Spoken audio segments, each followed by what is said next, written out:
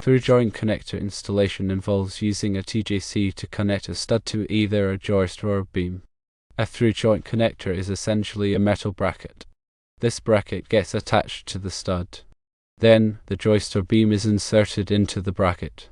The main purpose of the TJC is to establish a strong and secure connection between the stud and the joist or beam. When installing a TJC, there are some steps that need to be followed in order. Firstly, you need to determine the precise location of both the stud and the joist or beam that are intended to be connected.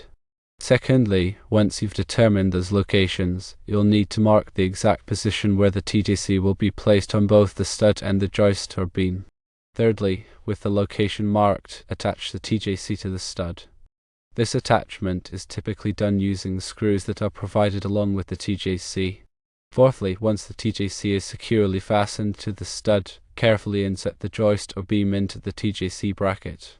Fifthly, after the joist or beam is in place within the TJC, you need to secure it. This is usually achieved by using bolts or screws, which are also typically provided with the TJC. The allowable loads that a TJC can handle will depend on the specific size and the type of TJC being used.